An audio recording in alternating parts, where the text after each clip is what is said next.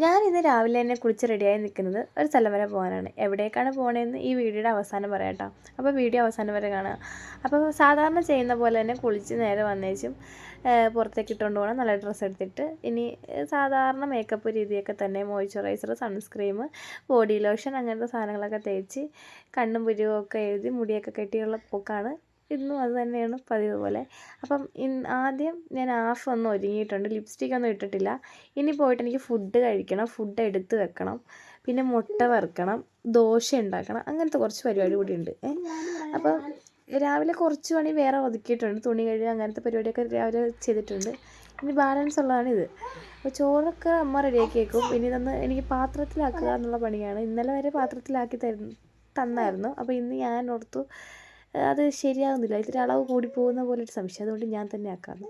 അതുകൊണ്ട് ഞാൻ തന്നെ വെച്ചു. അപ്പോൾ ആ ചോറ് ആദ്യം വെച്ചു, പിന്നെ മുട്ട വറുത്തത് വെച്ചു, പിന്നെ വഴുതനങ്ങ പൊള്ളിച്ചല്ല മെഴുക്ക് വെട്ടിയതുണ്ടായിരുന്നു, പിന്നെ എൻ്റെ സ്പെഷ്യലായിട്ടുള്ള അച്ചാർ, എനിക്കിത് ഭയങ്കര ഇഷ്ടമാണ്. അപ്പോൾ മധുരമുള്ള നാരങ്ങ അച്ചാർ, അങ്ങനെ അതും വെച്ചു. പിന്നെ ഇത്തിരി ചാറ് കറിക്ക് വേണ്ടിയിട്ട് അപ്പോൾ ഇനി ആലോചിച്ചപ്പോഴാണ് തൈരുള്ള കാര്യം ഓർത്തത്. അപ്പോൾ തൈരിന് വേണ്ടിയും കുറച്ച് നേരത്തെ തന്നെ ഉള്ളി ഇത്തിരി എടുത്ത് വെച്ചിട്ടുണ്ടായിരുന്നു. അപ്പോൾ ആ ഉള്ളിയിട്ട് ഇത്തിരി പച്ചമുളകും കൂടി ഇട്ട് ആ തൈരങ്ങ് പച്ചമോര് പോലെ സെറ്റാക്കി എടുത്ത് അങ്ങനെ അതും ചാറ് കറിക്കായിട്ട് വേണ്ടിയിട്ട് എടുത്തിട്ടുണ്ടായിരുന്നു. അങ്ങനെ അതൊക്കെ പെട്ടെന്ന് അങ്ങനെ ചെയ്യുകയാണ്. ഇനി എനിക്ക് പല്ല് പറഞ്ഞ പോലെ ഉപ്പിൻ്റെ കാര്യം പറയാൻ മറന്നു. ഉപ്പ് ഇട്ട് അങ്ങോട്ട് ഇളക്കി അങ്ങോട്ട് എടുത്തിട്ട് നേരെ അതും ഒരു പാത്രത്തിലാക്കി നേരെ അങ്ങനെ ലഞ്ച് ബോക്സ് സെറ്റ്. ഇനിയുള്ളതെന്ന് പറഞ്ഞാൽ പരിപാടി ഫുഡ് കഴിക്കുക എന്നുള്ളതാണ്. അപ്പോൾ ദോശയും മുട്ട വറുത്തതും ചമ്മന്തി ഉണ്ടായിരുന്നു. അപ്പോൾ അത് കഴിച്ചുകൊണ്ടിരുന്നപ്പോഴാണ് സമയം പോയ വിവരം ഞാൻ മനസ്സിലാക്കുന്നത്.